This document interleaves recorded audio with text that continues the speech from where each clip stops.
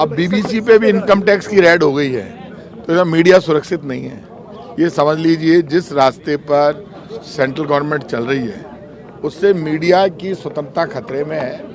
यदि कहीं भी कोई भी इनके खिलाफ, बीजेपी वालों के खिलाफ कुछ भी दिखाएगा तो उसको इन एजेंसियों की रेड के लिए तैयार रहना चाहिए। और ये घटना पूरा देश देख रहा है और आप देख लेना, जितना ज्यादा जुल्म होता है उतना ज्यादा रिवोल्ट खड़ा होता है। तो ज्यादा दिन ये जुल्म चलने वाला नहीं है, जनता खड़ी हो जाएगी। गुलाब कटारिया जी कह रहे हैं कि कार्रवाई बिल्कुल सही है। अब गुलाब जी कटारिया साहब तो कुछ भी कह सकते हैं, उनका क्या इलाज है? कोई इलाज नहीं है। अब तो गवर्नर बन गए, अब वो कहना बंद हो जाएगा। तो कृष्णा पुनिया जी को नोटिस मिला है? मेरी नोटिस तो मिला नहीं, लेकिन ये मेरी जानकारी में नहीं क्या नोटिस मिला। सीबीआई कोर्ट ने दिया है जमानती वारंट उनको कि बुलाया पूछताछ। मेरी जानकारी में नहीं है सर।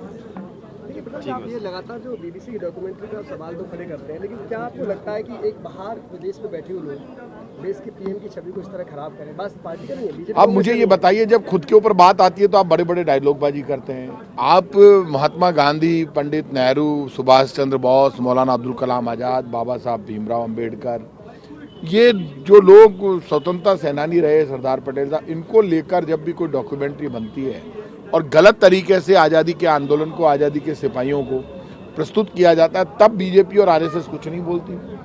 आज बीजेपी आरएसएस को बहुत तकलीफ हो रही है। तो बीजेपी और आरएसएस को तय कर लेना चाहिए कि एक ही एजेंडे पर काम हो और नीति हमेशा सबके लिए बराबर होनी चाहिए। यदि कानून है तो सबके लिए बराबर है। तो आप यदि इस तरह से एक्शन लेकर जब खुद के ऊपर बात आती है तो बड़ी तकलीफ होती है, और खुद के ऊपर बात नहीं हो तो आप एक्शन पर आ जाते हैं। तो जो हालात इन्होंने क्रिएट किए ना, अब बीबीसी पे एक्शन हुआ, कल किसी और पे एक्शन हुआ, मीडिया समूह को आप उसकी आवाज़, मीडिया की जितनी आवाज़ दबाने की कोशिश करोगे उतना रिवोल्ट होगा। और वो रिवोल्ट मैं आज कह रहा हूँ केंद्र सरकार के लिए ठीक नहीं होगा। केंद्र सरकार को नुकसान उठाना पड़ेगा। क्या आज आलोचना राजनीति में सहन नहीं हो पा रही? नहीं, आलोचना कहाँ सहन हो रही है? आलोचना कोई सुनने को तैयार ही नहीं है। आप मुझे ये बताइए, भारतीय जनता पार्टी ने पार्लियामेंट चुनाव से पहले जो वादे किए उनमें से कोई वादा पूरा ही नहीं किया।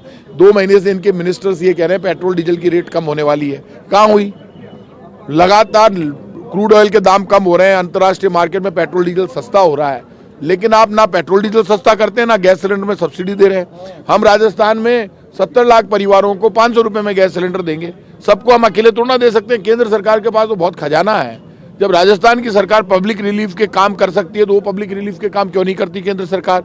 तो केंद्र सरकार ने जो वादे किए चुनाव से पहले, बीजेपी ने वादे पूरे करने चाहिए, तभी देश मानेगा कि बीजेपी जनता के बारे में सोचती है। बीजेपी में नेता प्रतिपक्ष तय नहीं हो पा रहा है। देखिए, ये भारतीय जनता पार्टी का अंदरूनी मामला है। नेता प्रतिपक्ष इनका कब तय होगा, कैसे होगा, कौन होगा, ये इनको तय करना है। लेकिन गुलाब जी गवर्नर बने, इस बात की हम सबको खुशी है।